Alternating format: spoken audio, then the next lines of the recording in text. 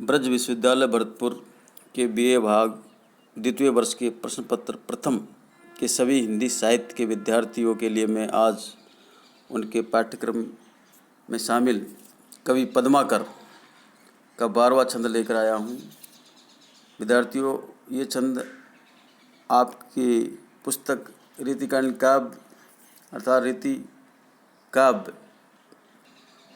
शीर्षक पुस्तक के अंतिम कवि पद्माकर, जो रीतिबद्ध काव्य धारा के प्रमुख कवि रहे हैं और रीतिकालीन परंपरा के अंतिम सशक्त कवि हैं, उनका 12वां छंद लेकर आया हूँ। विद्यार्थियों, इसे ध्यान से सुनेंगे। मैं इसकी सप्रसंग व्याख्या आपके सामने प्रस्तुत कर रहा हूँ। इसका अर्थ और भावार्थ समझने का प्रयास करें। ये जो छंद है ये ब्रज भाषा में है और कवित छंद है। ब्रज भाषा का लोकप्रिय छंद कवित छंद, जिसको पहले ध्यान से सुनेंगे, फिर उसके बाद इसका अर्थ सुनेंगे। कूरम पे कोल कोल हु पे शेष कुंडली है, कुंडली पे फबी फैल सुफन हजार की।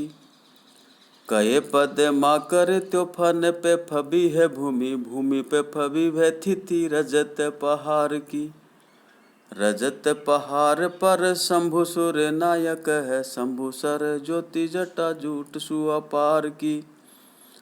शंभु जटा जूट पे चंद की छुटी छटा, चंद की छटान पे छटा है गंगधार की।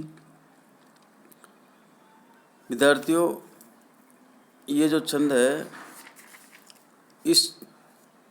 ये छंद है पद्माकर की प्रसिद्ध पुस्तक गंगा लहरी से अवतरित है, उद्धृत है। और इस पद में पद्माकर गंगा की महिमा का वर्णन करते हैं और इसमें गंगा की पवित्रता या महिमा का रोचक चित्रण किया गया है। कवि पद्माकर जी गंगा की महिमा का और पवित्रता का वर्णन करते हुए कहते हैं कि इस सृष्टि में कच्छप के ऊपर बराह विद्यमान है। कूरम पे कोल, कूरम यानी कछुआ, पे यानी के ऊपर, कोल यानी सुअर या बराह, अर्थात कछुए के ऊपर बराह। कूरम पे कोल, कोल्हू पे शेष कुंडली है और उस बराह के ऊपर शेषनाग कुंडली लगाकर बैठा हुआ है।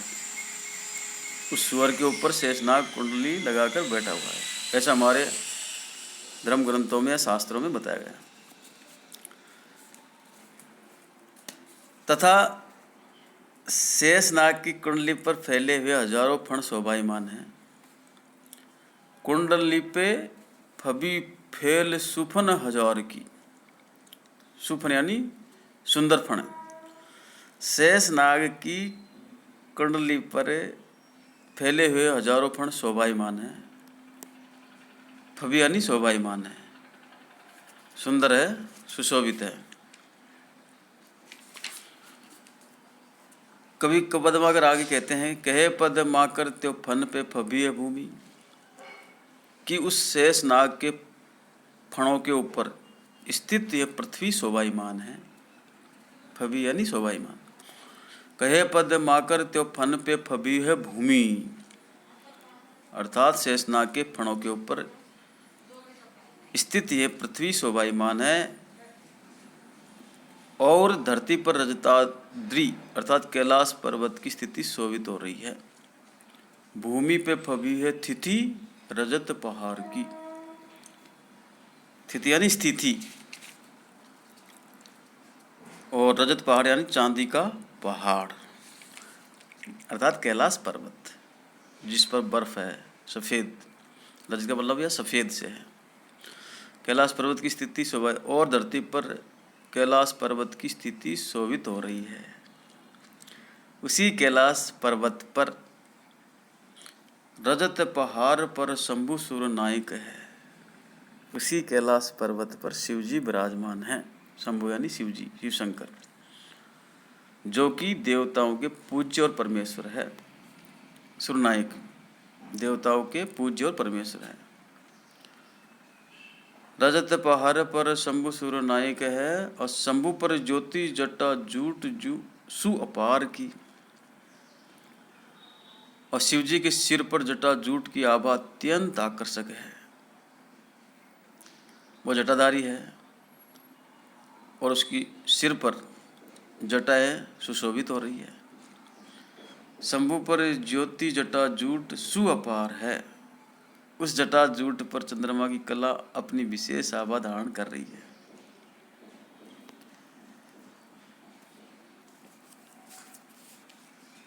आगे लिखा है कवि ने कि शंभु जटा जूट पे चंद की छुटी है छटा।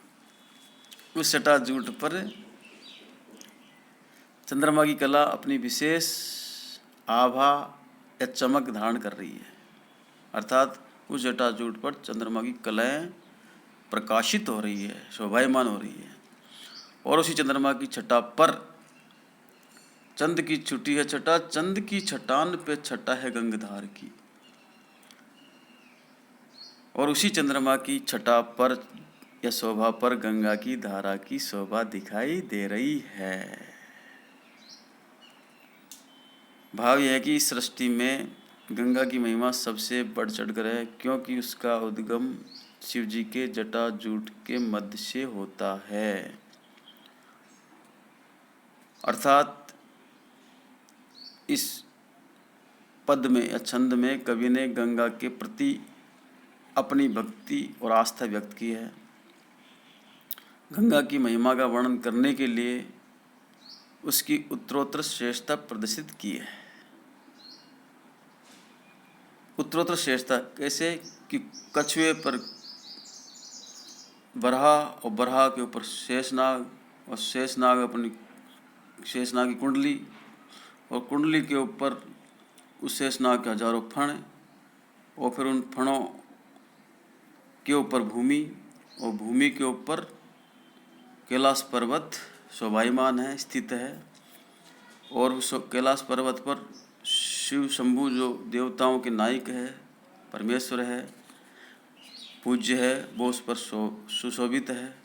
फिर शंभु पर ज्योति जटाजूट, फिर शंभु के सिर पर जटाजूट की ज्योति जो उसमें से अपार ज्योति प्रकट हो रही है, वो उस पर सुशोभित है। शिव के सिर पर जटाजूट है। फिर शंभु की जटाजूट पर चंद्रमा है। फिर चंद्रमा की छुट्टी छटा है जो बड़ी सुशोभित हो रही है। चंद्रमा की शोभा, उसकी कलाएं सुशोभित हो रही है। और चंद की छटान पर छटा है गंगाधार की, और उस चंद्रमा के ऊपर से शिव जी की उस जटाओं से गंगा निकल रही है। तो ये बड़ा ही सुंदर दृश्य कवि ने यहाँ उपस्थित किया है। कैलाश पर्वत एवं पृथ्वी की स्थिति को लेकर कश्यप, बराह एवं शेषनाग के पौराणिक अवतारों का सांकेतिक उल्लेख किया गया है। साथ ही पौराणिक कथाएं हैं। ऐसा माना जाता है कि पृथ्वी जो है कछुआ के ऊपर है, बराह के ऊपर है, शेषनाग के ऊपर है, स्थित है। ऐसी परिकल्पना है यहाँ पर जो पुराणों में बताई गई है। अक्सर ये कल्पनाएं हैं, वास्तव में ऐसा नहीं है, क्योंकि विज्ञान सिद्ध कर चुका है कि पृथ्वी है वो किसी पर टिकी नहीं हुई है, और ये सूर्य मंडल का एक भाग है और सूर्य के चारों तरफ चक्कर लगाती रहती है। लेकिन हमारी ऐसी पौराणिक मान्यताएं हैं जो काल्पनिक है।